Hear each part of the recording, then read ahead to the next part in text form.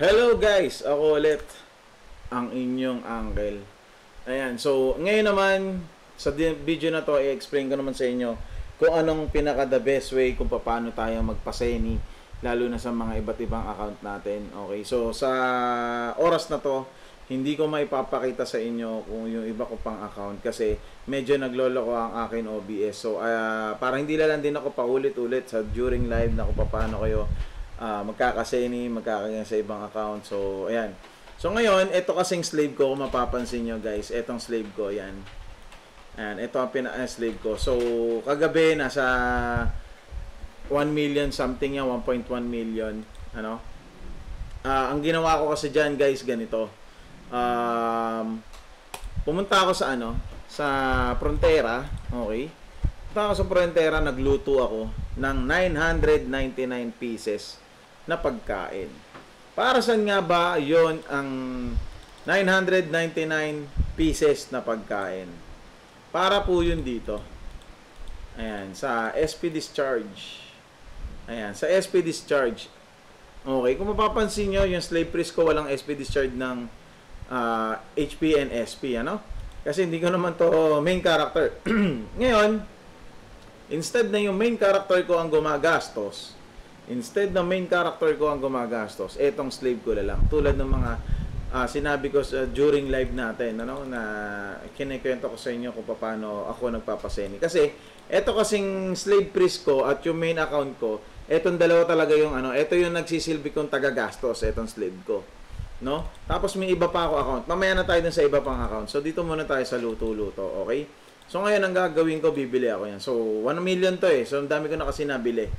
No? So, 1 million yan. So, bibili ako ng 999 yan. Yan. So, almost 100k, di ba? Bibili ako niyan ng maraming ganyan. Okay, yan. So, nakita nyo, mahal, di ba? Pamahal ng pamahal. No? Okay. So, kung blacksmith yung, yung pambenta nyo na may isa pang character ito, okay lang yun. Oh, mas mura. Pero di na natin gagawin 'yun kasi mahirap na magpa-level. So 'yun, no? So meron na tayo noon. Meron na tayo 99.99. Ngayon ang gagawin natin diyan, syempre magluluto tayo. Kahit ano dito.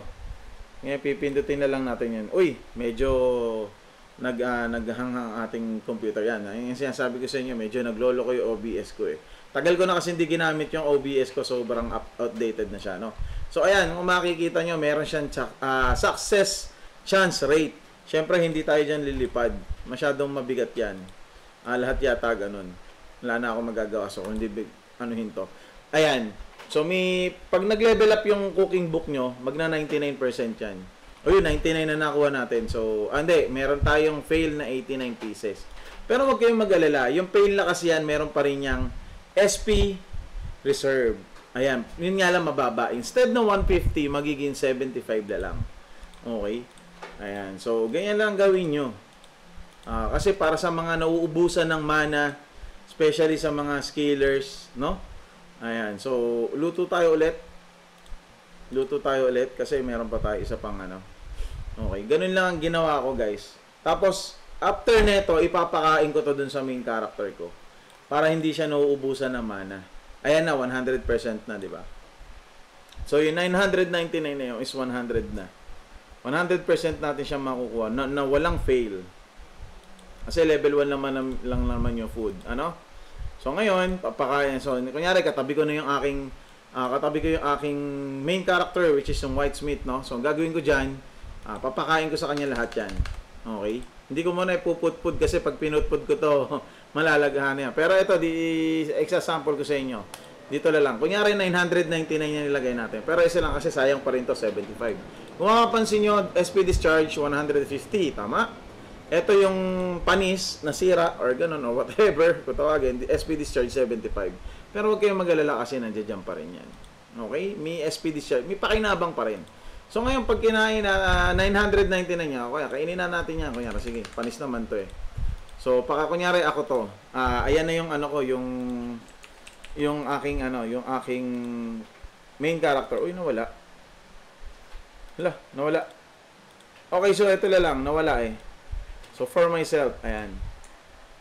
So, for myself, no? So, ayan, kunyari, 999 na yon, no?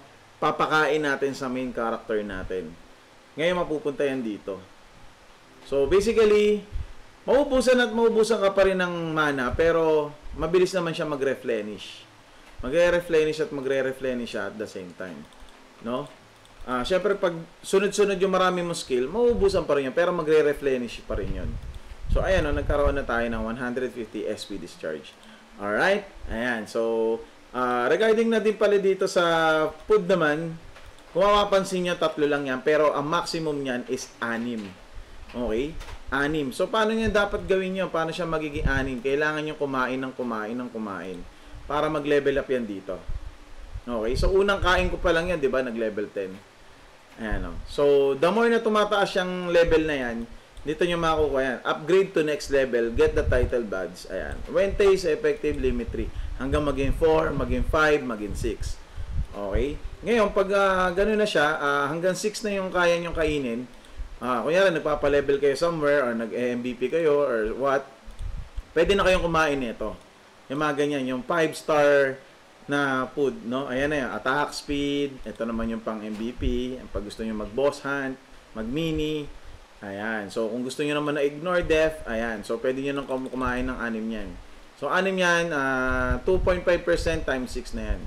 No? Magiging ganun yan. Tapos, mas mataas ang SP discharge yan, syempre, 1,000. Okay? Ayan. So, okay na tayo sa luto-luto. So, on my next video, i-explain ko naman regarding sa mga alts. Alright?